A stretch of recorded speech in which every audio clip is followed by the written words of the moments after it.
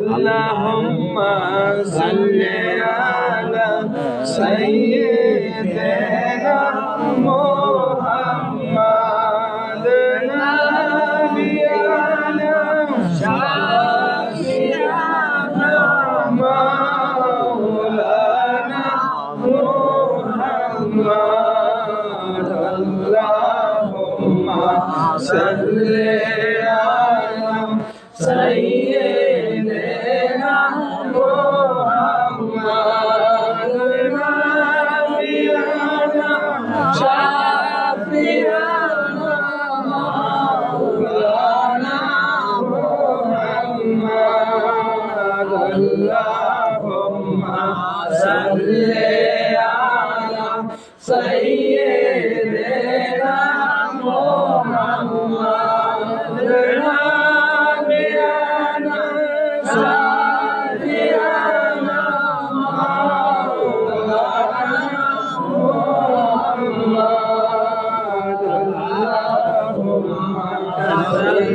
Allahumma salli ala sayyidina Muhammad nabiyana shafi'ana maulana Muhammad Allahumma salli ala sayyidina Muhammad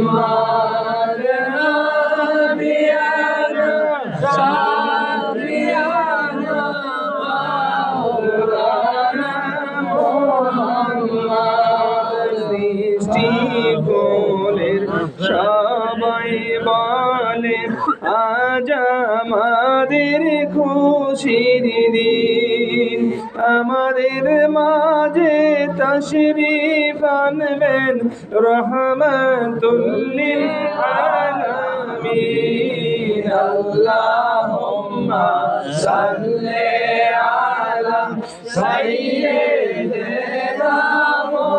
Muhammad নাবিয়ানা শাফিয়ানা মাওলানা মুহাম্মদ কোটি সালাম জানাই নবী আপনার চরণে লক্ষ কোটি সালাম জানাই নবী আপনার চরণে দয়া করে পার করিবেন দয়া করে পার করিবেন হাসরের ময়দানে আল্লাহুম্মা সাল্লি আলা সাইয়্যিদিনা মুহাম্মাদ নাবিয়ানা শাফি'ানা মাওলানা মুহাম্মাদ পথে পড়েন দরুদ ও মুমিন ভাই বসিয়া মুদের দরুদ শোনেন নবীজি রওজা পাকে শুইয়া আল্লাহুম্মা সাল্লি আলা সাইয়্যিদিনা মুহাম্মাদ নাবিয়ানা শাফি'ানা মাওলানা মুহাম্মাদ পথে পড়লে দরুদ দয়াল নবী খুশি হয় রোজ হাসরে দয়াল নবীজির শাফায়াত তাহার নসিব হয় আল্লাহুম্মা সাল্লি আলা সাইয়্যিদিনা মুহাম্মাদ নাবিয়ানা শাফি'ানা মাওলানা মুহাম্মাদ পড়েন দরুদ প্রাণ ভরে মোহাব্বতের মধুর সুরে পড়েন দরুদ প্রাণ ভরে মোহাব্বতার মধুর সুরে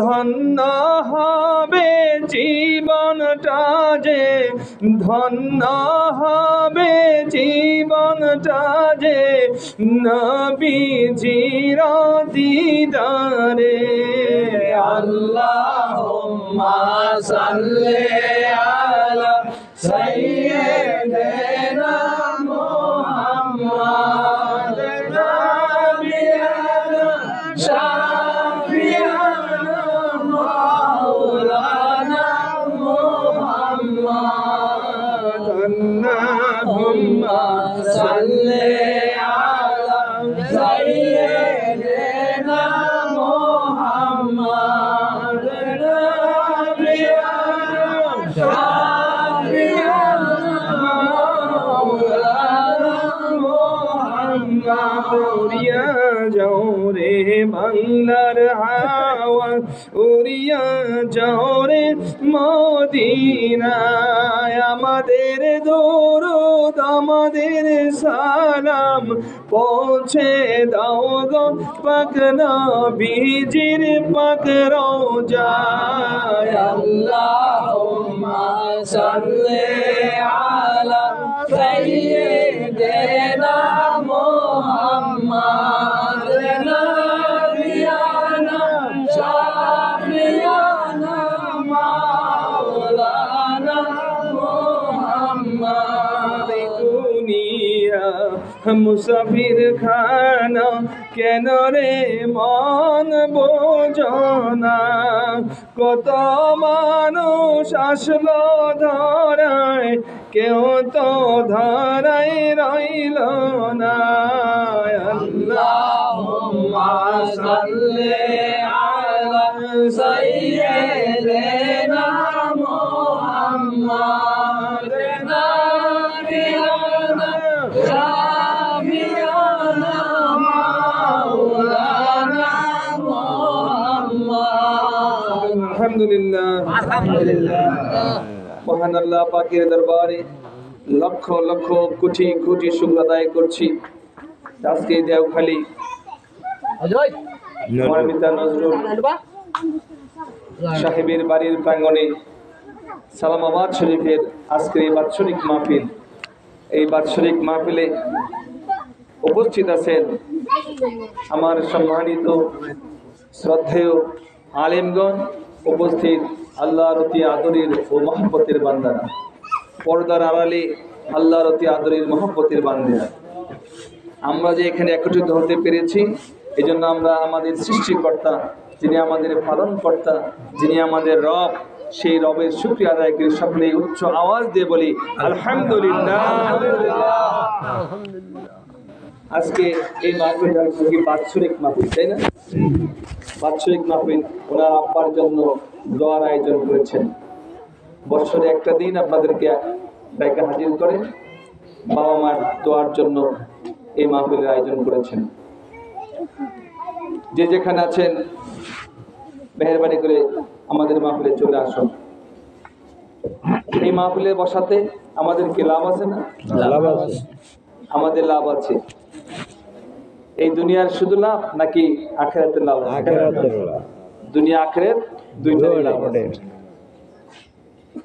আমরা যেখানে বসেছি এটা আমাদের ইচ্ছা না, কার ইচ্ছা? আল্লাহ পাকের ইচ্ছা। দুনিয়াতে কাজ কি মানুষের কম আছে?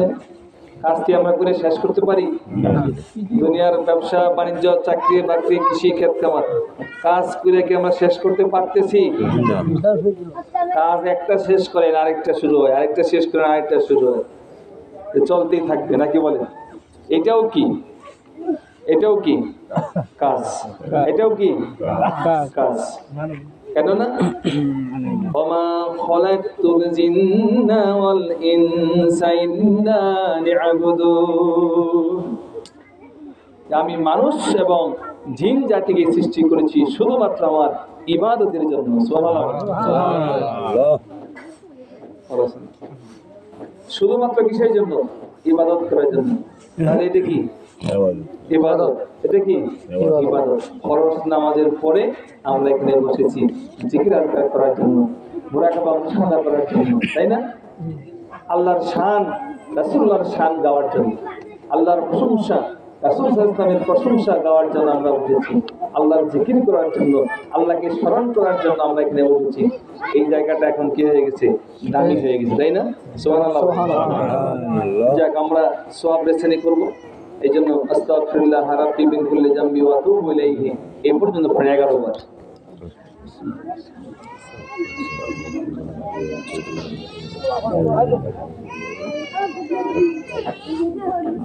বললে কি হয়? আমলনামায় নেকি লেখা হয়। কিরকম? একবার যে দুরূদ শরীফ পাঠ করেন 10টা নেকি আপনার আমলনামায় দিয়ে দেওয়া হয়।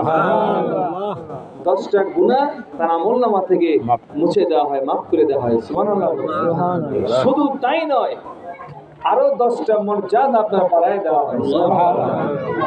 তাহলে কি আমরা অনেকবার দুরূদ শরীফ পড়েছি নাকি বলেন? তাহলে অনেকগুলো নেকি আমাদের আমলনামায় লেখা হয়েছে না? লেখা হয়েছে না? এই দুরূদ শরীফ পড়লে মদিনাওয়ালার প্রেম বেড়ে যায়। সুবহানাল্লাহ বলেন। কার প্রেম বাড়ে? মদিনা। রাসূল সাল্লাল্লাহু আলাইহি ওয়াসাল্লামের মহব্বত বেড়ে যায়। অন্তরে যদি মহব্বত না থাকে তাহলে কি ঈমান থাকবে?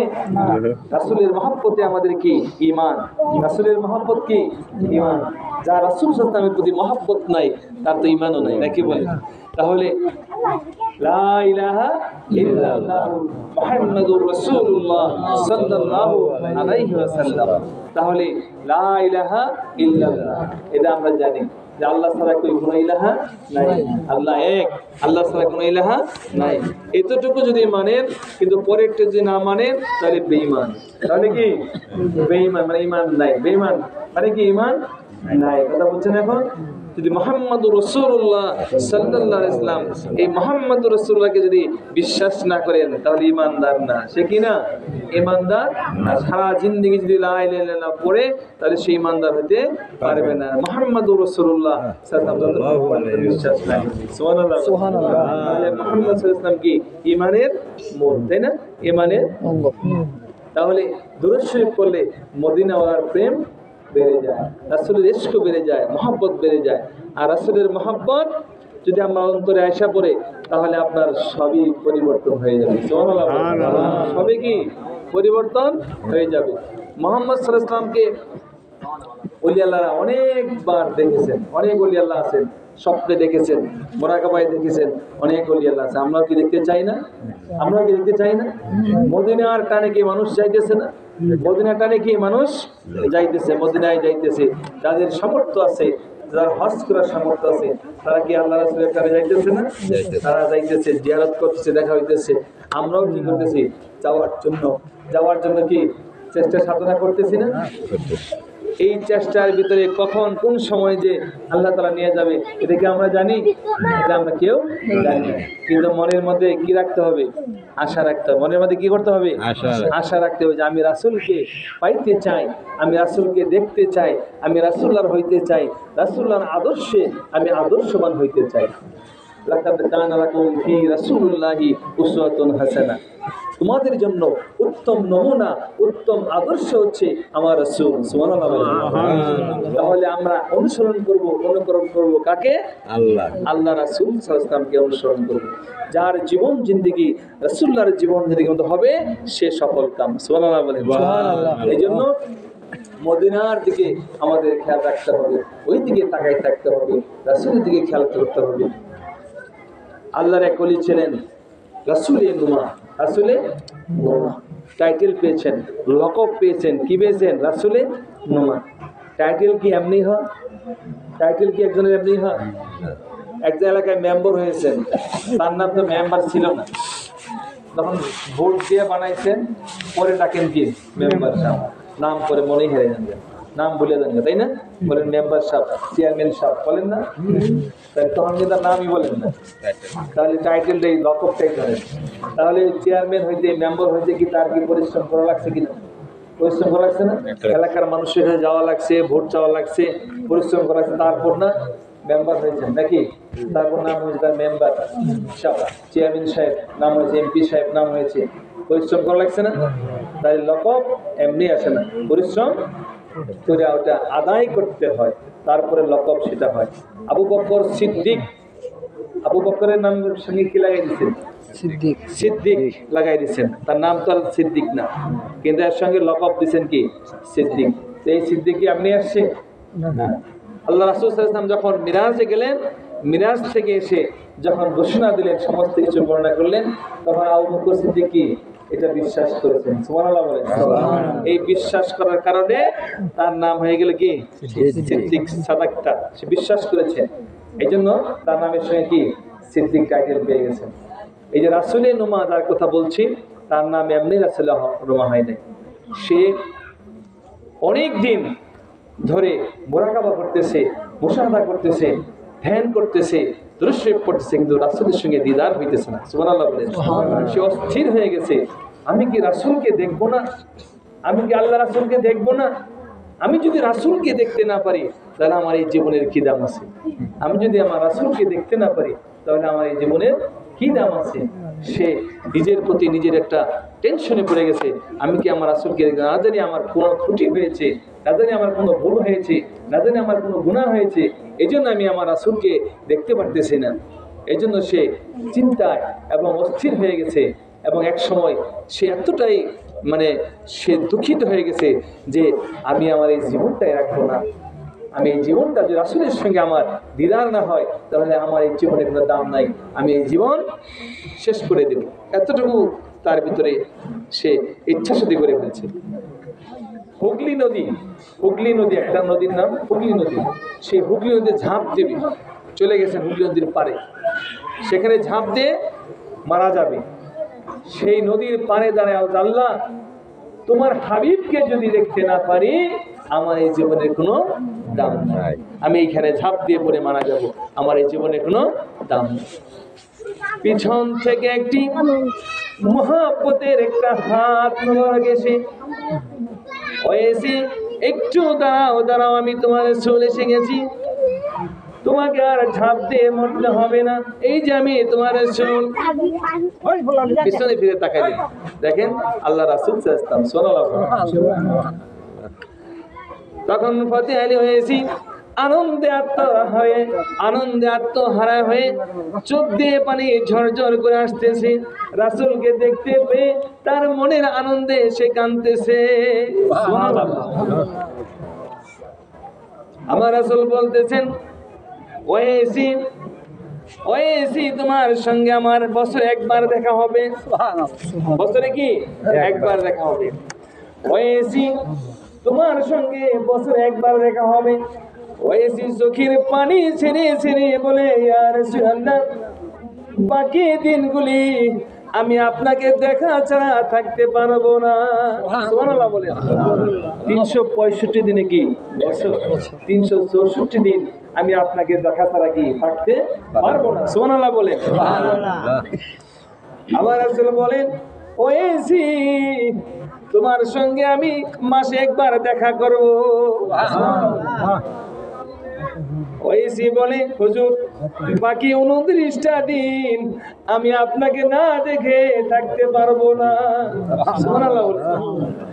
আমার রাসূল বলেন, ওয়েসি সপ্তাহে একদিন তোমার সঙ্গে সাক্ষাৎ দিব, তোমার সঙ্গে দেখা করব।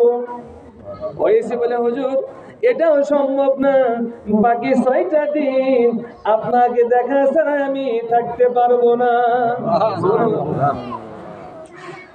আমার নবীজি তারপর ওয়েসিকে কথা দেন, ওয়েসি তুমি শুনে রাখো, তুমি ওয়েসি যখন খুশি তখন আমাকে স্মরণ করবে, আমাকে দেখতে চাইবে, আমাকে দেখার জন্য কামনা করবে, বাসনা করবে, ইচ্ছা করবে, আমি রাসূল সঙ্গে সঙ্গে তোমার সামনে হাজির হয়ে যাব। সুবহানাল্লাহ বলেন। চিন্তা করছেন, তুমি যখন খুশি তখন আমাকে দেখতে যাবে, আমি রাসূল তোমার সঙ্গে হাজির হয়ে যাব। সুবহানাল্লাহ। তাহলে চাওয়ার মতো চাইলে কি পাওয়া যায়, কিন্তু আমরা চাইতেই জানি না, আমরা কি চাইতেই জানি না। দুরূদ পড়েন, সাল্লাল্লাহু আলা মুহাম্মদ সাল্লাল্লাহু আলাইহি ওয়াসাল্লাম, সাল্লাল্লাহু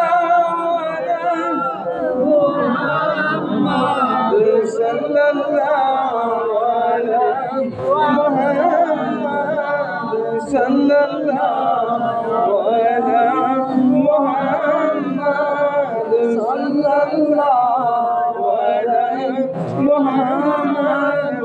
আমরা সেই রাসূলের শানে, সেই রাসূলের শানে একটা শান গাই। সেই শান গাইলে রাসূলের প্রেম মহব্বত বেড়ে যায়। আমার সঙ্গে সবাই বলেন মদিনা মদিনা আশিক মুমিনের ঠিকানা, মদিনা মদিনা আশিক মুমিনের ঠিকানা, মদিনা মদিনা আশিক মুমিনের ঠিকানা। নবীর প্রিয় সাহাবী, নবীর প্রিয় সাহাবী আবু বকর সিদ্দিকী, নবীর প্রিয় সাহাবী আবু বকর সিদ্দিকী ভালোবেসে সৈন্য পাশে চেয়ে দেখো মদিনা, মদিনা মদিনা আশিক মুমিনের ঠিকানা, মদিনা মদিনা আশিক মুমিনের ঠিকানা। জালালউদ্দিন সুয়ুতি, জালালউদ্দিন সুয়ুতি ৭৫ বার দেখলো নবীজি, জালালউদ্দিন সুয়ুতি ৭৫ বার দেখলো নবীজি। এতবার দেখিয়াও নবী তৃপ্তি তাহার মিটে না, মদিনা মদিনা আশিক মুমিনের ঠিকানা, মদিনা মদিনা আশিক মুমিনের ঠিকানা। দিদার চেয়ে কাঁদো তোমরা, দিদার চেয়ে কাঁদো তোমরা, হও না নবীর দেওয়ানা, মদিনা মদিনা আশিক মুমিনের ঠিকানা, মদিনা মদিনা আশিক মুমিনের ঠিকানা। সুবহানাল্লাহ বলেন সুবহানাল্লাহ। আমাদের ঠিকানা কোনটা? মদিনা না? মদিনাওয়ালাই থেকে আমাদের ঠিকানা। এই জন্য রাসূলের শান গাইলে রাসূলের কি মহব্বত বেড়ে যায়, রাসূলের মহব্বত বেড়ে যায়। তাহলে রাসূলের ভিতর দিয়ে কি ঈমান, রাসূলের ভিতর দিয়ে কি ঈমান। এই যে এসেছেন ঈমানের পরিচয় দিয়েছেন, সুবহানাল্লাহ বলেন। এই মাহফিলে বসেছেন, এটা কিসের পরিচয় দিয়েছেন? ঈমানের। এটা ঈমানের পরিচয় দিয়েছেন। রাসূলের মহব্বত, যারা মাহফিলকে ভালোবাসে তাদের অন্তরের মধ্যে রাসূলের মহব্বত আছে, সুবহানাল্লাহ সুবহানাল্লাহ। যারা মিলাদকে ভালোবাসে, যারা দুরূদকে ভালোবাসে, যারা কিয়ামকে ভালোবাসে, যারা আল্লাহর শান গাইতে ভালোবাসে, রাসূলের শান গাইতে ভালোবাসে, তাদেরই ভিতরে রাসূলের মহব্বত আছে, সুবহানাল্লাহ। রাসূলের প্রেম আছে, মহব্বত আছে, ভালোবাসা আছে, এই জন্য আসতে পেরেছেন। তা না হলে কি শয়তান তো আগেই চাবি দিয়ে আপনার কে দিত, কথা বুঝেন না এখন? তাহলে এই রাসূলের মহব্বতের টানে এখানে ছুটে এসেছেন। এই মহব্বতটুকু আপনাদের আছে, এই জন্য আরো মহব্বত বেড়ে যাবে, আরো মহব্বত আমাদের প্রয়োজন আছে, নাকি বলেন? কারণ যত শুনবেন আলোচনা তত আপনার ঈমানের জলুস বেড়ে যাবে, সুবহানাল্লাহ। আর না শুনতে শুনতে আপনার ঈমানের জলুস কমে যাবে, কথা বুঝছেন এখন? যত রাসূলুল্লাহ সাল্লাল্লাহু আলাইহি ওয়াসাল্লাম শুনবেন, আল্লাহর শান শুনবেন, আল্লাহর প্রশংসা শুনবেন, আপনার ঈমান বাড়তেই থাকবে, বাড়তেই থাকবে, সুবহানাল্লাহ। কারণ এর মধ্যে রহমত আছে, বরকত আছে। এর মধ্যে কি আছে? রহমত, বরকত। এই যে মাহফিলে বসেছেন, এই বসার কারণে আপনাদের উপরে, আমাদের উপরে, যদি এখানে সামিয়ানা রয়েছে কিন্তু আমরা দেখতেছি না। যখন কোনো জায়গায় কোনো আলোচনা হয়, আল্লাহর গুণগান করা হয়, আল্লাহর মধুর নামের জিকির করা হয়, আল্লাহর প্রশংসা করা হয়, রাসূলের দুরূদ শরীফ পড়া হয়, রাসূল সাল্লাল্লাহু আলাইহি ওয়াসাল্লামের প্রতি দুরূদ শরীফ পড়া হয়, আল্লাহ রাসূলের শানে দুরূদ শরীফ পড়া হয়, তার প্রশংসা করা হয়, ওই জায়গায় রহমতের ফেরেশতারা এসে চারপাশে ঘেরাও করে দাঁড়ায়া যায়, সুবহানাল্লাহ। এই রহমতের ফেরেশতা, আপনি প্রথম যখন ঘর থেকে বের হয়েছেন, নিয়ত করেছেন আমি এই মাহফিলে যাব, সালাওয়াত শরীফের মাহফিল হইতেছে, এই মাহফিল জিকির আজগারের মাহফিল, এই মাহফিল ওলিয়া আল্লাহ হওয়ার মাহফিল, এই মাহফিল আশিকে রাসূল হওয়ার মাহফিল, ঈমানকে তাজা করার মাহফিল, এই মাহফিল দিলটাকে জিন্দা করার মাহফিল, বরবাদি কালটা আবাদি করার মাহফিল। আমি মাহফিলে যাব, এই মাহফিল গুনাহ মাফের মাহফিল, এই মাহফিল চোখের পানি ফেলার মাহফিল। এই মাহফিলে আসার জন্য যারা নিয়ত করেছেন, ঘর থেকে বের হবেন, আমি মাহফিলে যাব, ওই যে প্রথম যে ঘর থেকে, ঘরের চৌকাঠ থেকে যখন কদমটা প্রথম ফেলবেন, সেখান থেকেই আপনার আমল নামায় ফেরেশতারা নেকি লেখা শুরু করে দিয়েছে, সেখান থেকে এই নেকি লেখা শুরু হয়ে গেছে। এবং শুধু তাই নয়, এই যে মাহফিলে এসেছেন, এখানে ঘন্টা কয়েক থাকবেন, আবার চলে যাবেন।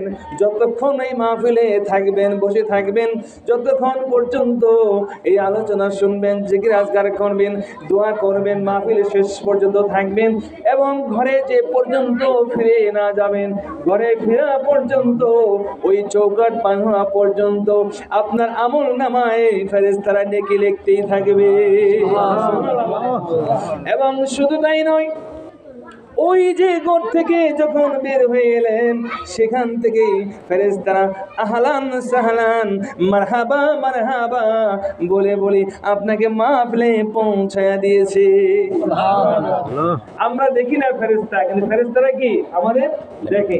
ওই ফেরেশতারা আহলান সাহলান বলে বলে এই মাহফিলে পৌঁছায়া দিয়েছে। এই মাহফিলের হিসাব হলো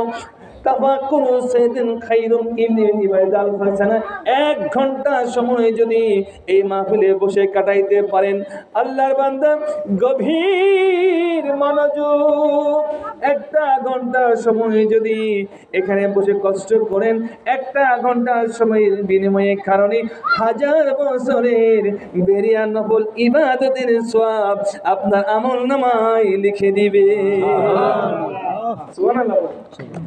শুধু তাই নয়, এই মাহফিলকে ঘেরাও করে আল্লাহ রহমতের ফেরেশতারা দাঁড়ায় গেছে। প্রথম আসমান পর্যন্ত ফেরেশতারা দাঁড়ায় গেছে। এই ফেরেশতাদের কাজ কি? এই ফেরেশতারা আপনার নাম ধরে ধরে, আপনার বাবার নাম ধরে ধরে স্বর্ণের কলম দিয়ে রূপার কাগজের মধ্যে খোদাই করে লিখে নিয়ে যাচ্ছে।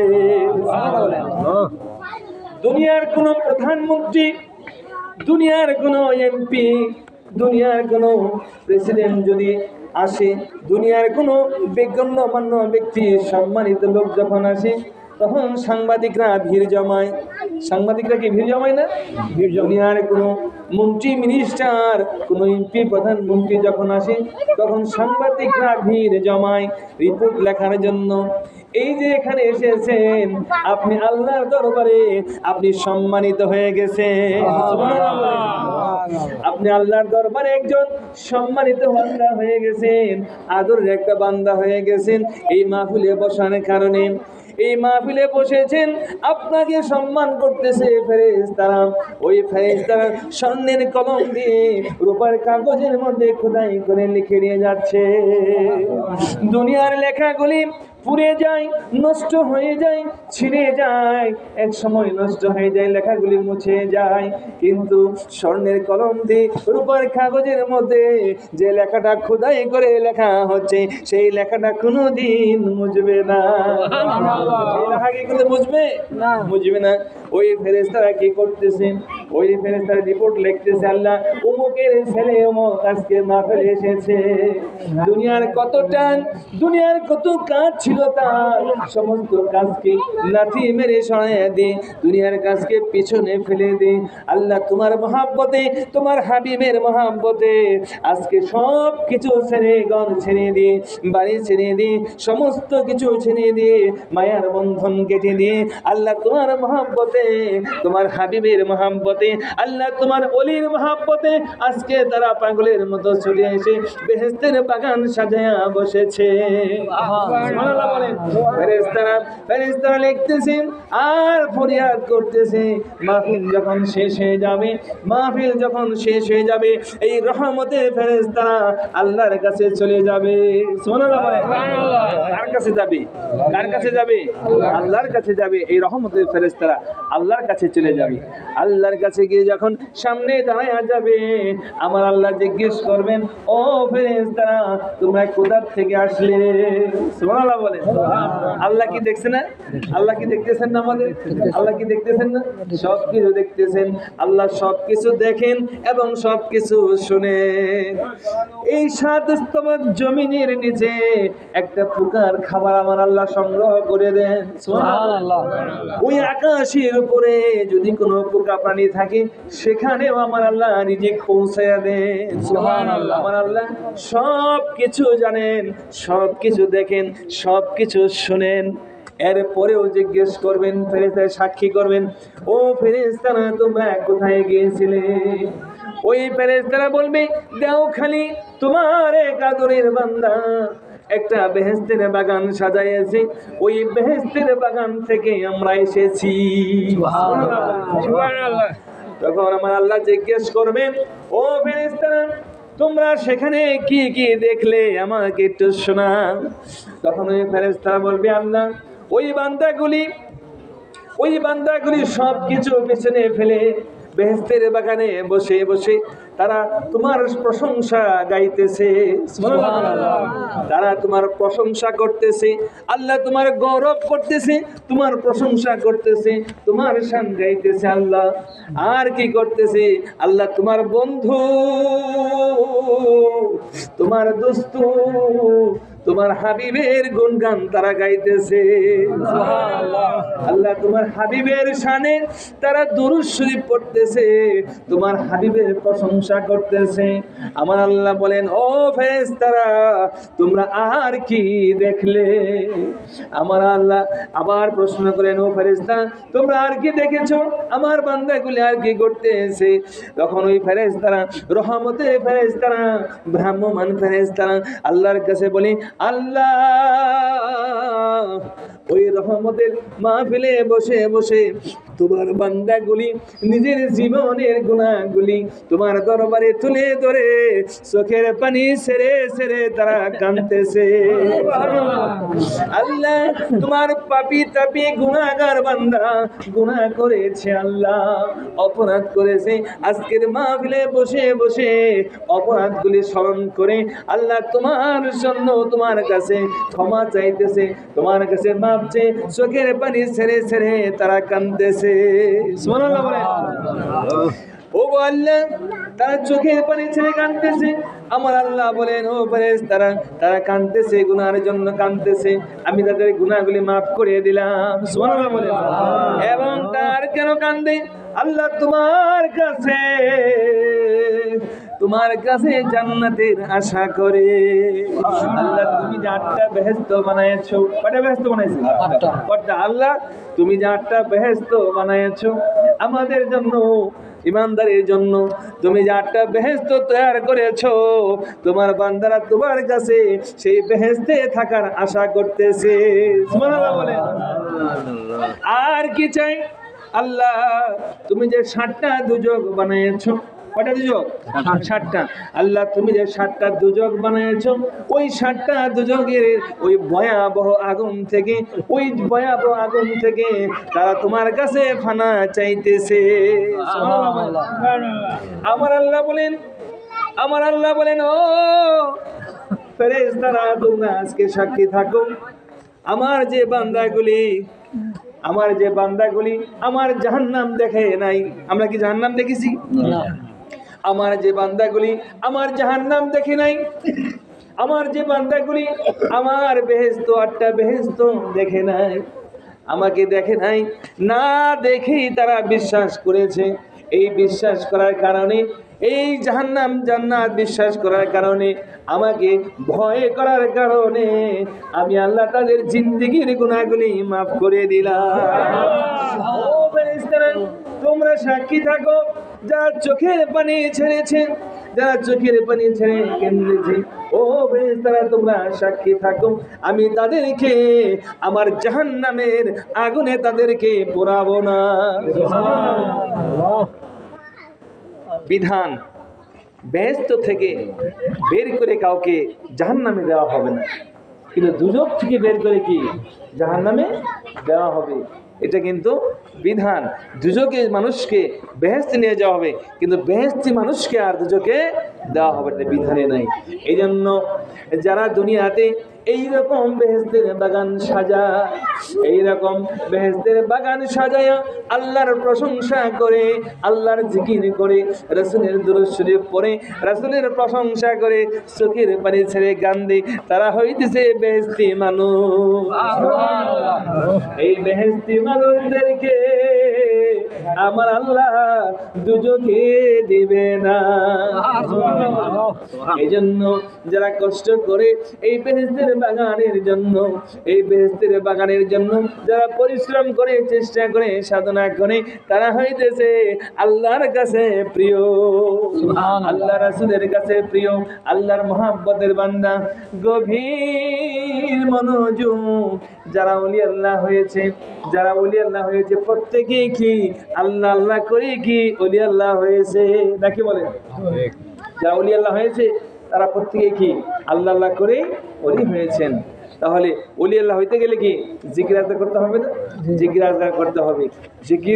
জিকির না করলে জিকিরের মর্যাদা বোঝা যায় না, জিকিরের ফজিলত বোঝা যায় না, স্বাদ মজা পাওয়া যায় না। যিনি জিকির করেন আর যিনি করেন না সে কি এক না? কথা বুঝছেন এখন? জিকির কারি আর জিকির যে করে না সে কি এক না। জিকির করাটা কার হুকুম? জিকির করা হচ্ছে আল্লাহর হুকুম। আশা করি কেউ জবানটা বন্ধ রাখবেন না।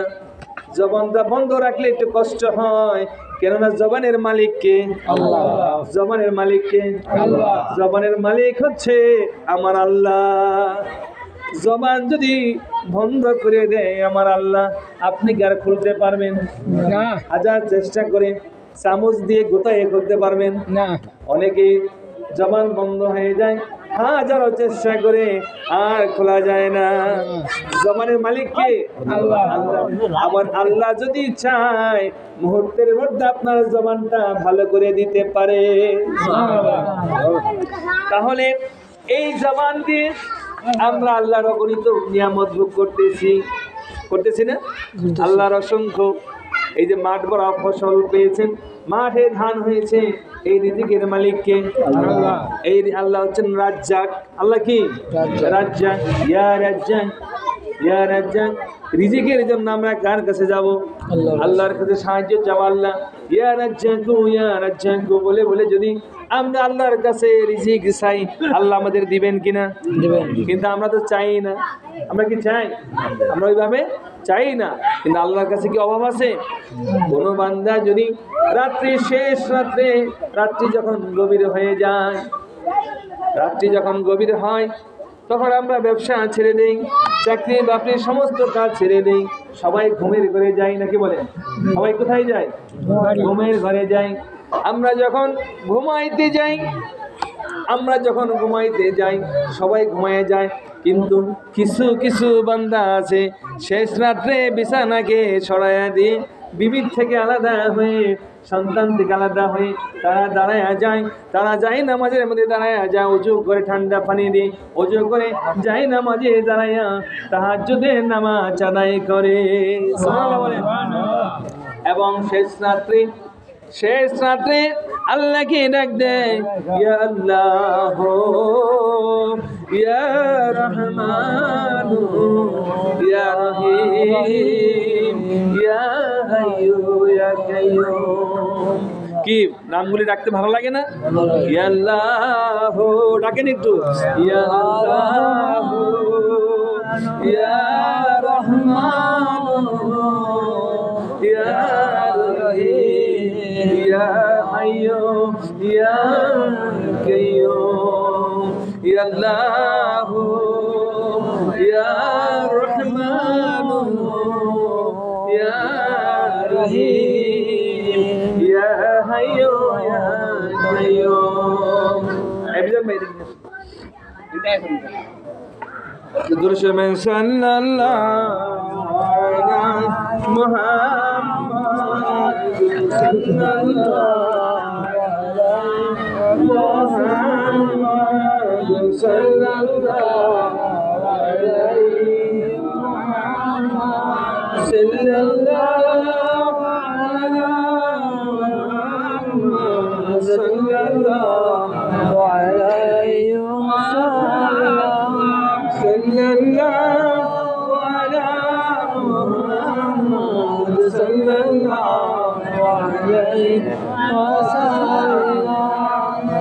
আলোচনাটা কোথায় রাখতেছিলাম? আমরা রহমতের সময়। কোন সময়? রহমতের সময় আমাদেরকে আল্লাহর রহমত ছাড়া কি কোনো উপায় আছে কি? রহমত ছাড়া কি কোনো উপায় আছে? আল্লাহর রহমত ছাড়া আল্লাহর বান্দার কোনো উপায় নাই। হাজার ইবাদত বন্দেগী করি, যদি আল্লাহর রহমত না হয় কোনোদিনও পার হয়ে যাইতে পারবো না। যত কিছুই থাক পাহাড় সমান যদি আমল করি কোনো লাভ হবে না যদি আল্লাহর রহমত না পাওয়া যায়। তাহলে আল্লাহর রহমত আমাদের পাইতে হবে। যদি আল্লাহর দয়ার দৃষ্টি হয়, রহমতের দৃষ্টি হয়, অল্প আমল দিয়েও আল্লাহ পার করে দিবে। আমার রাসূল বলেছেন, আমার রাসূল বলেছেন, এই ঘটনাটা হাদিস শরীফের মধ্যে আছে। আমার রাসূল বলেছেন, বনি ইসরাইলের জামানায় বনি ইসরাইলের একজন লোক ছিল, সে 99টা খুন করেছে। কয়টা খুন করেছে? 99টা খুন করেছে। আগে তো খুন খারাপি একটা কমন সাবজেক্ট ছিল, বুঝেন নাই? জাহেলিয়ার যুগে এগুলা খুন খারাপি কি এটা কমন সাবজেক্ট, কোনো সাবজেক্টই না ওদের কাছে। মেয়ে মানুষ অত্যাচার করা, মানুষ নিয়ে মেরে ফেলা, এটা কি ছিল? কারণ মূর্খের যুগ ছিল। এটা কিসের যুগ ছিল? মূর্খের যুগ ছিল। আপনি যে মানুষ, আমিও যে মানুষ, আপনার মন আছে, হৃদয় আছে, আপনার সম্মান আছে, আত্মসম্মান আছে, সব কিছু আছে। আপনিও মানুষ, আমিও মানুষ, আপনার দিনী ভাই, এই মহব্বত তাদের মধ্যে কি ছিল না? বলেন নাই? ছিল না। একজন স্বার্থের জন্য, সম্পত্তির জন্য, টাকার জন্য, বিভিন্ন দুনিয়ার স্বার্থের জন্য একজন আরেকজন কি করতো? মারে ফেলতো। কথা বলছেন, খুন খারাপির মধ্যে লিপ্ত হয়ে যেত ওই মূর্খের সময়। ওই সময় বনি ইসরাইল একটা লোক ছিল, 99টা খুন করেছে। তখন তার হুঁশ হয়েছে, আমি যেতে ভুলি মানুষকে হত্যা করেছি, আমার কি উপায় হবে? তার মধ্যে অনুশোচনা আসছে, অনুতপ্ত আসছে, হায় রে, আমি কতগুলি লোককে হত্যা করেছি, আমার কি উপায় হবে? আমার কি এই পাপের ক্ষমা হবে না? আমার কি এই পাপের গুনার কি ক্ষমা হবে না?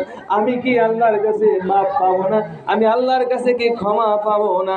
আমি একটু ভালো হয়ে যেতে চাই, আমি এই পথ থেকে সরে যাইতে চাই, আমি এই পথ থেকে ফিরে আসতে চাই, আমি আর খুন খারাপি করতে চাই না।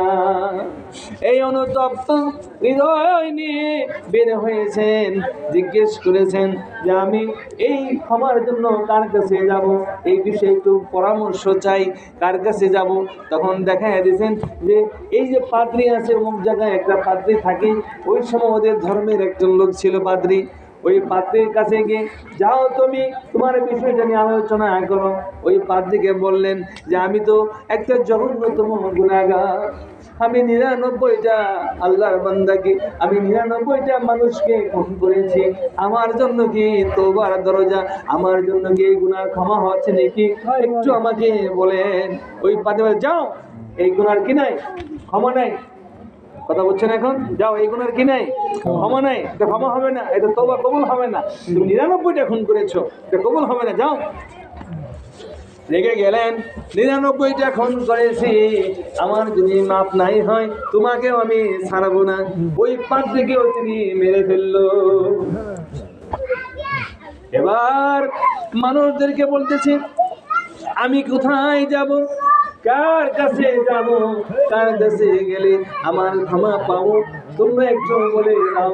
তখন লোকেরা ইশারা দিয়ে দেখায় দিল, ওই যে ওইখানে এক আল্লাহওয়ালা আছে, তুমি আল্লাহওয়ালা বান্দার কাছে যাও। এই যে রওনা হয়েছেন, সে তওবা করবে, অনুশোচনা হয়েছে, তওবা করবে, সে ভালো হয়ে যাবে, তওবা করবে, তওবার নিয়ত নিয়ে ঘর থেকে বের হয়েছে। কিন্তু ওই আল্লাহওয়ালার দিকে যাওয়ার পথে রাস্তায় মালাকুল মউত আজরাইল তাকে ধরে ফেলেছে। রাস্তায় তার জানটা আজরাইল কবজ করে নিয়ে গেল। রাস্তায় ওই লোকটা মারা গেল। এই রূহটা নিয়ে ফেরেশতারা দ্বন্দ্বের মধ্যে পড়ে গেল, দ্বিধাদ্বন্দ্বের মধ্যে পড়ে গেল। এই রূহটা জাহান্নামের ফেরেশতাও টানাটানি করতেছে, আবার জান্নাতের ফেরেশতারাও টানাটানি করতেছে। সুবহানাল্লাহ বলে, সুবহানাল্লাহ। এই দিকে টানে জান্নাতের ফেরেশতা, ওই দিকে টানে জাহান্নামের ফেরেশতা। জাহান্নামী ফেরেশতা বলে, আমি তাকে জাহান্নামে দিব, এই লোকটা তওবা করে নাই।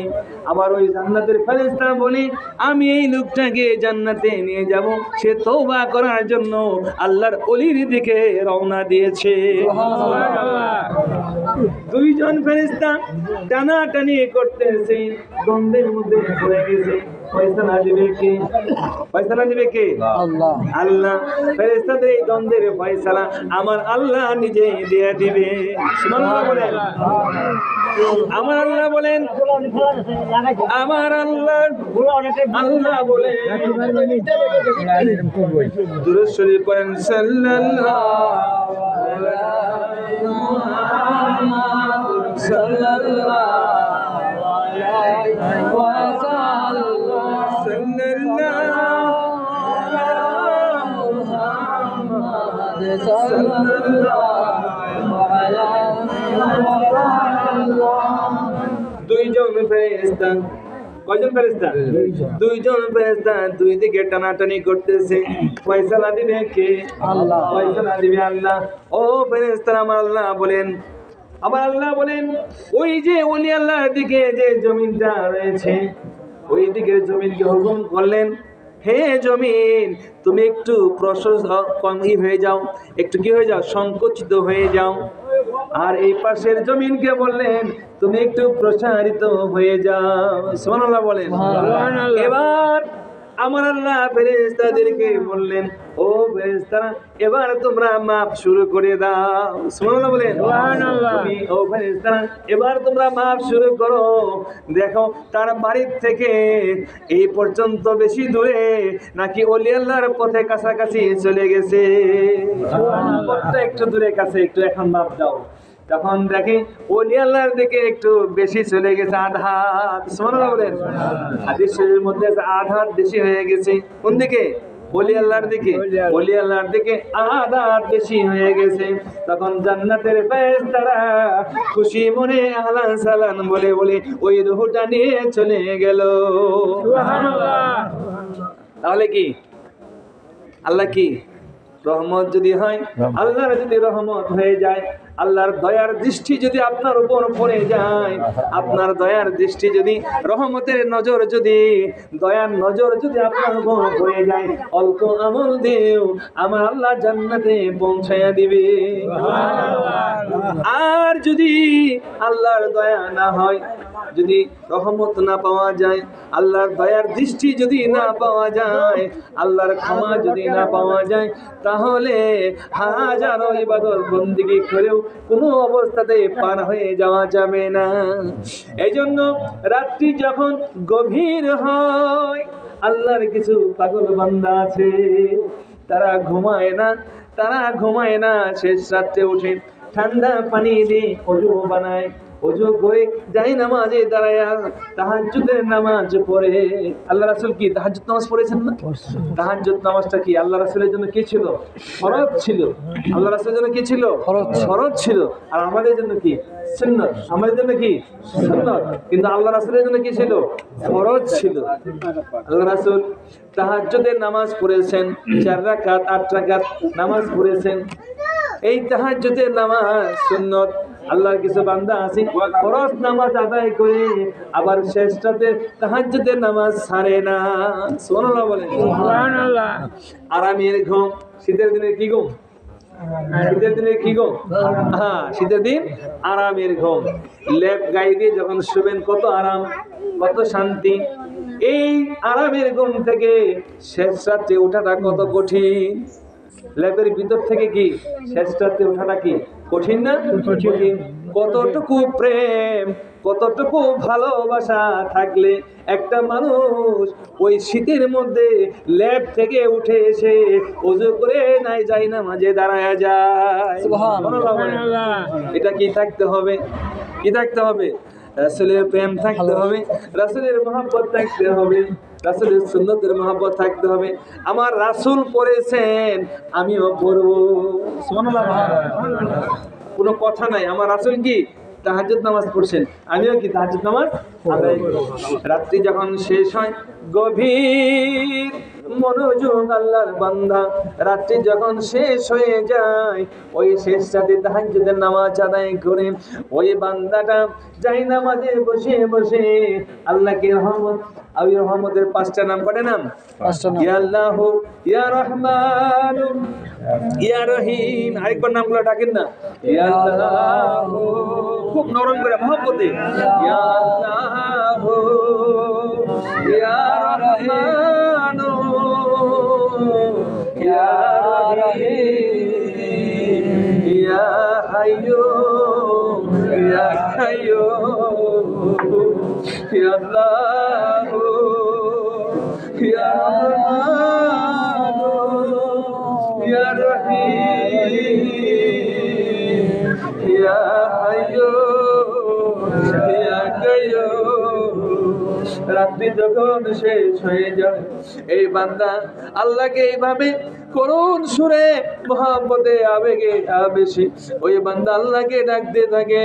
আমার আল্লাহ তখন প্রথম আসমানে অবস্থান করে। সুবহানাল্লাহ বলেন। রাত্রি যখন শেষ হয়, আমার আল্লাহ প্রথম আসমানে এসে বান্দাকে ডাক দেয়, বান্দারে ও বান্দা, তুমি আর ঘুমায়ো না, তুমি আর ঘুমায়ো না, এবার তুমি উঠো, উঠে আমাকে একটু স্মরণ করো, কি চাও, তুমি কি চাও আমার কাছে? তুমি যদি গুনাহ মাফ চাও, আমি তোমার গুনাহগুলি মাফ করে দিব। তুমি কি চাও? ওই রহমতের সময় কে ওলি আল্লাহ হইতে চাও? আমার রহমতের সময় যদি তুমি ওলি আল্লাহ হওয়ার জন্য আমার কাছে কান্দো, আমি তোমাকে আমার বন্ধু হিসাবে কবুল করে নিব, তোমাকে ওলি আল্লাহ বানাইয়া দিব। ওই সময় রহমতের সময় আমার আল্লাহ ডাক দিয়ে বলে, বান্দা তুমি আর কি চাও? কি অভাবে পড়ে আছো কান্দো, আমি তোমার অভাব দূর করে দিব। কে ঋণের পেরেশানি পড়ে গেছো, কে ঋণের মধ্যে হাবুডুবু খাইতেছো, আমার কাছে কান্দো, আমি তোমার ঋণ মুক্তির ব্যবস্থা করে দিব। কে অভাবে পড়ে কাঁদছো, কে ঋণে পড়ে কাঁদছো, কে কঠিন বিমারে পড়ে গেছো, অসুস্থ হয়ে গেছো, কঠিন মুসিবতে পড়ে গেছো, ওই রহমতের সময় আমি পাও আসমানে আসি, তোমার কাছে কাছে আসি, আমার কাছে ক্ষমা চাও, আমার কাছে মাফ চাও, আমি তোমার সমস্ত গুনাহগুলি মাফ করে দিব, সুবহানাল্লাহ, বিদায় দিব, তোমার ঋণ মুক্ত ব্যবস্থা করে দিব। কে চাকরির জন্য কান্দো, ওই শেষ রাতে উঠে আমার কাছে রিজিকের জন্য কান্দো, আমি তোমার চাকরির ব্যবস্থা করে দিব।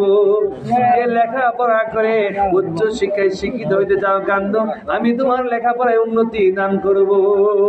এইভাবে রহমতের সময় বান্দা যখন যেটা আশা করে, আমার আল্লাহ খুশি হয়ে ওই বান্দাকে তাই দান করে। তাহলে ওই রহমতের সময় কি যাইতে হবে না? রহমতের সময় যাইতে হবে। আর রহমতের মালিক যিনি, রহমত দিয়ে যাকে রহমতের বন্টনকারী বানাইছে, যাকে রহমত হিসেবে দুনিয়াতে পাঠাইছে, সেই রহমতের মালিকের সঙ্গে অর্থাৎ রহমত বন্টনকারীর সঙ্গে আমাদের কানেকশন দিতে হবে। সেটা কি? সেটা কি? আমার দয়াল নবী, ওমা আরসালনাকা ইল্লা রাহমাতুল লিল আলামিন, ওমা আরসালনাকা ইল্লা রাহমাতুল লিল আলামিন। আমার আল্লাহ বলেন, আই হাবিব, আমি আপনাকে এই দুনিয়াতে রহমত হিসাবে প্রেরণ করেছি। আই হাবিব, আপনি হচ্ছেন রহমত, শুধু দুনিয়ার জমিনের জন্যই রহমত নয়, আপনি আরশ থেকে এই পর্যন্ত 7 তলা জমিন পর্যন্ত যত কিছু যেখানে আমার অস্তিত্ব রয়েছে, সেখানে আপনার রহমত রয়েছে। শুধু রহমত, শুধু রহমত, শুধু রহমত। আমার দয়াল নবীজি রহমতের ভান্ডার কে? আমার দয়াল নবীজি রহমতের ভান্ডার কে? আমার দয়াল নবীজি। সেই দয়াল নবীজির সঙ্গে যখন কানেকশনটা দিবেন, মহব্বত করবেন, প্রেম করবেন, ভালোবাসা করবেন, তখন একটা রহমতের একটা টান সৃষ্টি হবে। ওই রহমতের টান যখন রাসূল আপনাকে মহব্বত করবে, আমার আল্লাহ তখন আপনাকে মহব্বত করবে। এই জন্য قل إن كنتم تحبون الله فاتبعوني يحببكم الله ويغفر لكم ذنوبكم والله غفور رحيم। আমার আল্লাহ বলেন, হাবিব আপনাকে যারা মহব্বত করবে, ভালোবাসবে, যারা আপনি আল্লাহকে পাইতে চায়। আমরা কি আল্লাহকে পাইতে চাই না? আমরা কি আল্লাহকে পাইতে চাই না? কেন এসেছেন? আল্লাহকে পাওয়ার জন্য না? এই মাহফিল হচ্ছে আল্লাহকে পাওয়ার মাহফিল। আমরা আল্লাহকে চাই, আল্লাহকে পেতে চাই, আল্লাহর হইতে চাই, আল্লাহকে ধরতে চাই, আল্লাহকে দেখতে চাই, আল্লাহর হইতে চাই, আল্লাহর মহব্বত চাই, আল্লাহর ভালোবাসা চাই, আল্লাহর বন্ধু আমরা হইতে চাই। সুবহানাল্লাহ। এই যে বন্ধু হইতে চাই আমরা, এই চাওয়ার জন্যই আমার আল্লাহ কোরআন শরীফের মধ্যে এই আয়াতটা ফিট করে রেখেছেন যে আমার বান্দারা আমাকে চাইবে, আমাকে দেখতে চাইবে, আমার ভালোবাসা চাইবে, আমাকে ধরতে চাইবে, আমার হইতে চাইবে। উপায় বের করে দিলেন আমার আল্লাহ নিজে। এই জন্য আমার আল্লাহ বলেন, কুল ইন কুনতুম তুহিব্বুনাল্লাহ ফাত্তাবিউনি ইউহিব্বুকুমুল্লাহ ওয়া ইয়াগফির লাকুম যুনুবাকুম ওয়াল্লাহু গফুরুর রহিম। আমার আল্লাহ বলেন, হাবিব আপনি বলে দেন, যারা আল্লাহকে ভালোবাসতে চায়, আল্লাহর হইতে চায়, ফাত্তাবিউনি, তারা যেন আপনি রাসূলকে অনুসরণ করে, আপনি রাসূলকে অনুকরণ করে, তাহলে আমি আল্লাহ তাদেরকে মহব্বত করব। সুবহানাল্লাহ। শুধু মহব্বত না, শুধু মহব্বত না, আমি তাদের জীবনের তামাম জিন্দেগির গুনাহগুলি মাফ করে দিব। তাহলে কানেকশনটা বুঝছেন তো নাকি? কানেকশন কোন জায়গায়? আল্লাহ রাসূল। কানেকশনটা কোন জায়গায়? আল্লাহ রাসূল। এই জন্য রাসূলকে কি আমরা পাইতে চাই না? রাসূলকে আমরা কি পাইতে চাই। ধরুন আমরা একটু রাসূলের শান গাই, পাইলে নিরালাই গো নবী, পাইলে নিরালাই, পাইলে নিরালাই গো নবী, পাইলে নিরালাই। দুই কদমে চুমু খাবো, দুই কদমে চুমু খাবো, চরণ ধুলি মাগবো গায়, পাইলে নিরালাই গো নবী, পাইলে নিরালাই। দুই কদমে চুমু খাবো, চরণ ধুলি মাগবো গায়, পাইলে নিরালাই গো নবী, পাইলে নিরালাই। রাসূলকে যদি একটু নিরালাই পাই, তাহলে কি এতটুকু জাগে না আমাদের অন্তরে? জাগে না? এই জন্য আল্লাহ রাসূলকে আমরা পাইতে যাই। যে রাসূলকে মহব্বত করবে, সে তো আসলে আল্লাহকেই মহব্বত করলো। কেননা রাসূলুল্লাহর মহব্বতের ভিতর দিয়ে কি আল্লাহর মহব্বত। দুরূদ শরীফ পড়েন, সাল্লাল্লাহু আলা মুহাম্মাদ, সাল্লাল্লাহু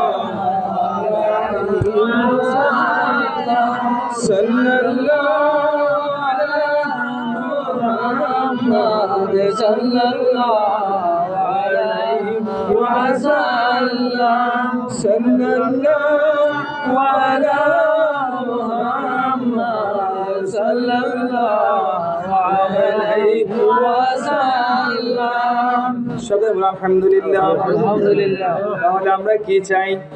রাসূলুল্লাহর মহব্বত চাই। আমরা কি চাই? রাসূলুল্লাহর মহব্বত চাই।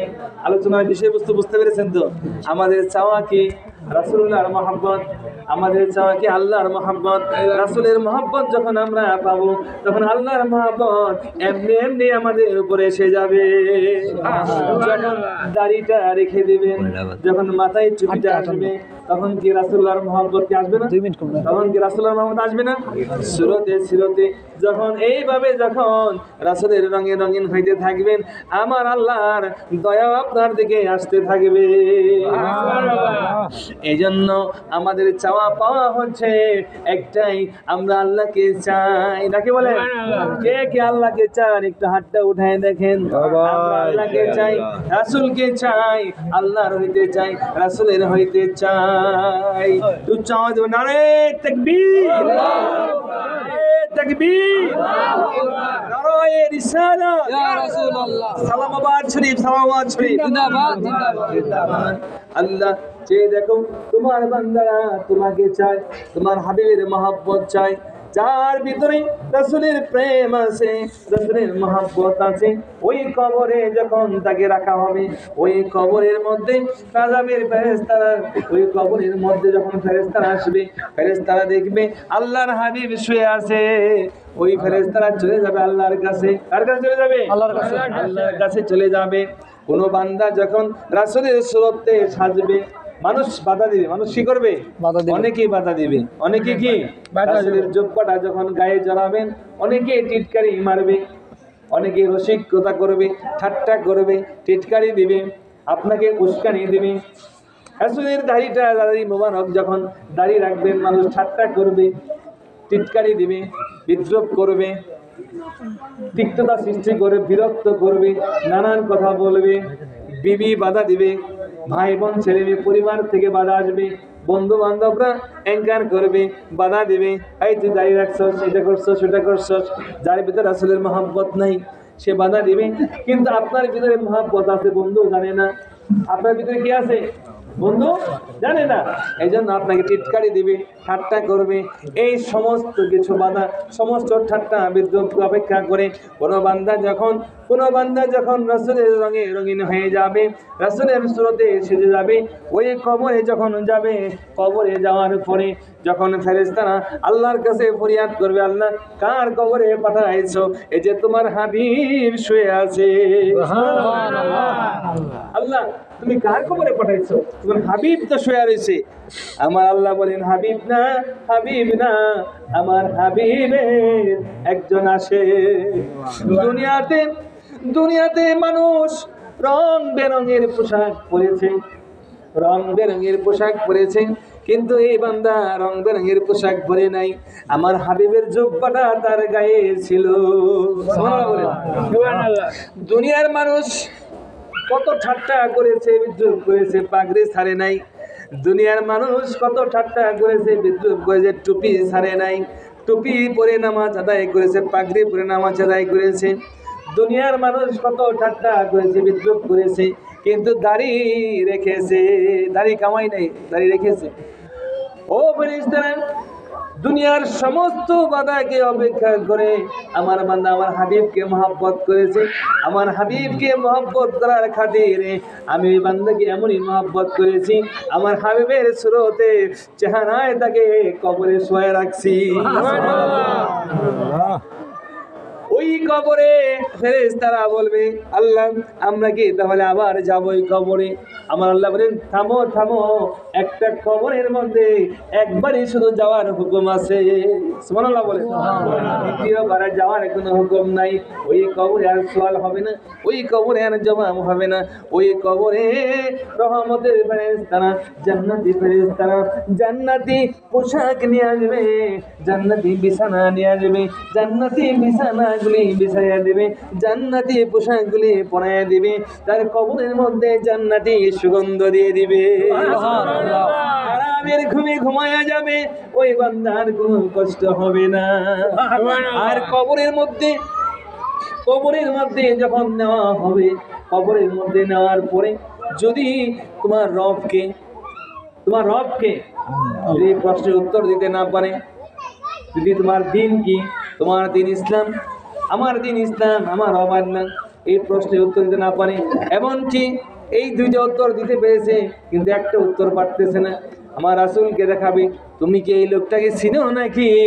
সে দেখো, একে তুমি চিনো নাকি এই লোকটাকে? যদি দুনিয়াতে যদি রাসূলের প্রেম আপনার ভিতরে থাকে, রাসূলের মহব্বত যদি আপনার ভিতরে থাকে, তাহলে আপনি দেখে চিনে ফেলবেন। ও ফেরেশতারা, তোমরা একটু সরো, আমাকে একটু দেখতে দাও, যার জন্য দুনিয়াতে আমি কেঁদেছি, দুনিয়াতে চোখের পানি ছেড়ে আমি কেঁদেছি রাসূলকে এক নজর দেখার জন্য, রাসূলকে একবার পাওয়ার জন্য চোখ বন্ধ করে কতদিন মুরাকাবা করেছি, রাসূলকে পাওয়ার জন্য কত দরুদ শরীফ পড়েছি, রাসূলকে দেখার জন্য আমরা কত পথ পথ হেঁটে হেঁটে মাহফিলে বসে বসে আমার রাসূলকে পাওয়ার জন্য কিনতেছি। ও ফেরেশতা তাড়াতাড়ি সরো, আমার রাসূলকে একটু দেখতে দাও। যখন রাসূলকে দেখে চিনে ফেলবে, বলবে ও ফেরেশতারা ইনি হচ্ছেন আমার দয়াল নবীজি। সুবহানাল্লাহ। ওই বান্দা যখন রাসূলকে চিনে ফেলবে, বান্দার আর কোনো ভয় নাই। ওই রহমতের ফেরেশতারা জান্নাতি পোশাক নিয়ে আসবে, জান্নাতি পোশাক এনে বিছানা বিছাইয়া দিবে, জান্নাতি পোশাক পরিয়ে দিবে, সুগন্ধ জান্নাতের সুগন্ধ ছিটাইয়া দিবে। ওই বান্দা আরামের ঘুম ঘুমাবে। তাহলে সে আশিকে রাসূলকে আমরা হইতে চাই না? সে আশিকে রাসূল আমরাও হইতে চাই। আশিকে রাসূলের পরিচয় সুরতে সুরতে সাজতে হবে, তাহলে যেন বোঝা যায় আপনি আশিকে রাসূল। তাহলে কি আমরা আশিকে রাসূল হতে চাই না? ও রাস্তা একটাই, সুন্নতের উপর আমল করতে হবে। আমল করলে, সুন্নতের উপর আমল করলে আমার আল্লাহর মহব্বত পাওয়া যাবে, আমার আল্লাহর ভালোবাসা পাওয়া যাবে।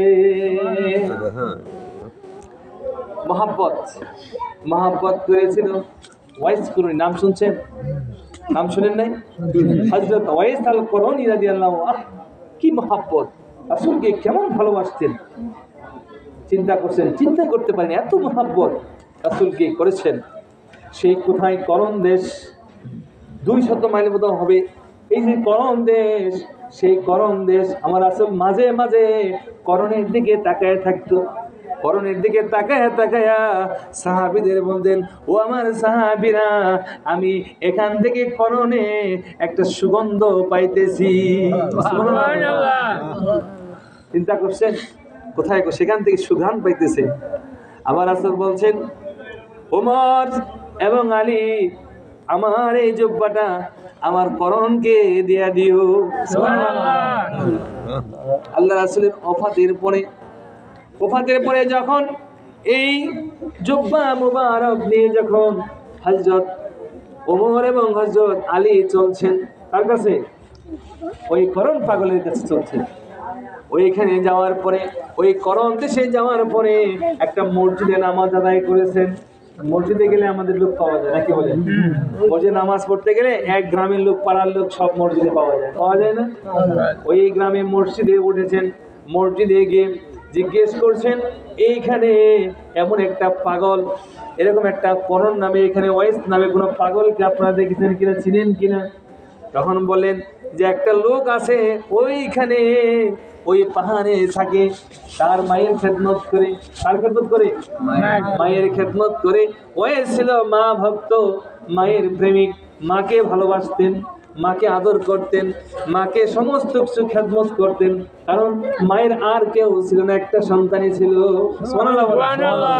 মাকে ভালোবাসতেন, মাকে যেখানে যেতেন মাকে সঙ্গে নিয়ে যেতেন, মাকে এত মহব্বত করতেন, এত ভালোবাসতেন। ওইখানে একটা লোক আছে, একটা পাগল আছে, সেখানে মানুষ যখন কান্দে ওই লোকটা, ওই পাগলটা তখন হাসে। সুবহানাল্লাহ।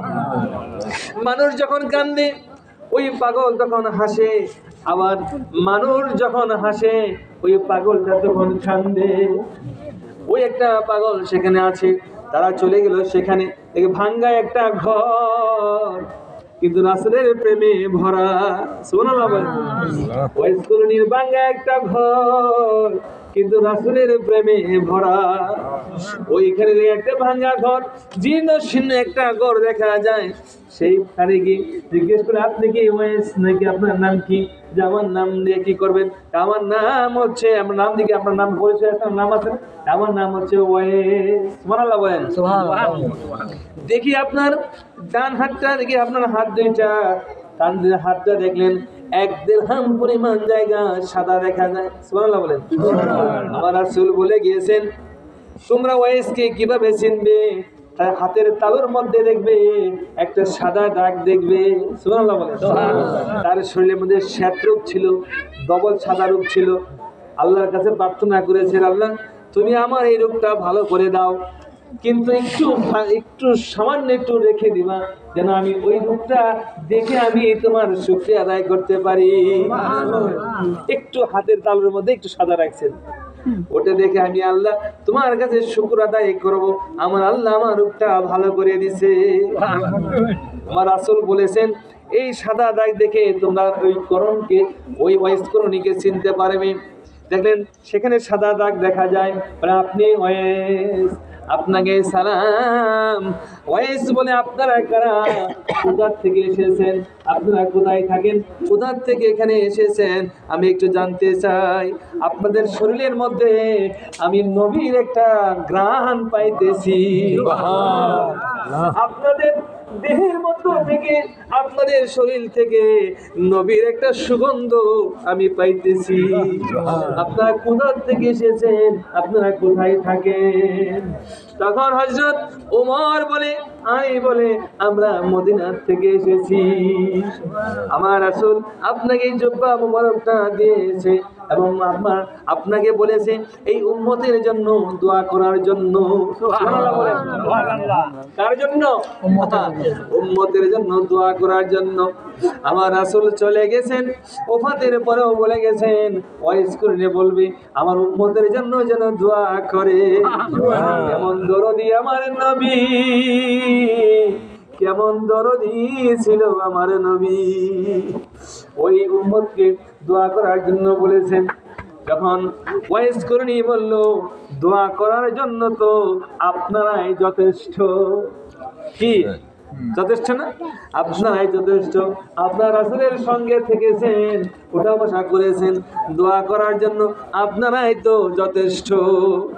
তখন ওমর বলে, আলী বলে, আমরা যদিও যথেষ্ট কিন্তু রাসূলের ওসিয়ত, কার ওসিয়ত? আল্লাহ রাসূল সাল্লাল্লাহু আলাইহি ওয়াসাল্লাম, আল্লাহ রাসূলের ওসিয়ত, আপনি ওসিয়তটা পালন করুন। সুবহানাল্লাহ বলে। ওসিয়তটা পালন করুন। এই জুব্বা মুবারক দিয়ে, এই জুব্বা মুবারক দিয়ে তিনি একটু আড়াল হলেন, ঘরের ভিতরে গেলেন। কিসের ভিতরে গেলেন? একটু ঘরের ভিতরে গেলেন। ঘরের ভিতরে গিয়ে সিজদায় পড়ে কাঁদতেছে, ওগো আমার আল্লাহ, ওগো আমার আল্লাহ, তোমার হাবিব এই জুব্বা মুবারক পাঠাইছে আমাকে গায়ে দেওয়ার জন্য, উম্মতকে দোয়া করার জন্য বলেছে। আল্লাহ, ওগো আমার আল্লাহ, যতক্ষণ পর্যন্ত তুমি তামাম পৃথিবীর যত উম্মত রয়েছে, তামাম পৃথিবীতে যত রাসূলের উম্মত রয়েছে, যতক্ষণ পর্যন্ত তুমি উম্মতে মুহাম্মদের গুনাহগুলি মাফ না করবে, ততক্ষণ পর্যন্ত আমি তোমার হাবিবের এই জুব্বাটা আমার গায়ে তুলব না। সুবহানাল্লাহ।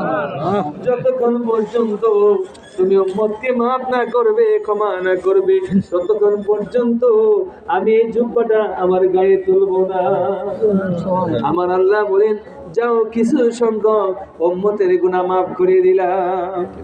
এইভাবে মাফ করতে করতে মাথা তুলে না, না আল্লাহ মানি না, মানবো না, সমস্ত উম্মতের গুনাহগুলি মাফ করতে হবে। যতক্ষণ পর্যন্ত সমস্ত উম্মতের গুনাহগুলি মাফ না করবে, ততক্ষণ পর্যন্ত এই জুব্বাটা আমি গায়ে তুলব না।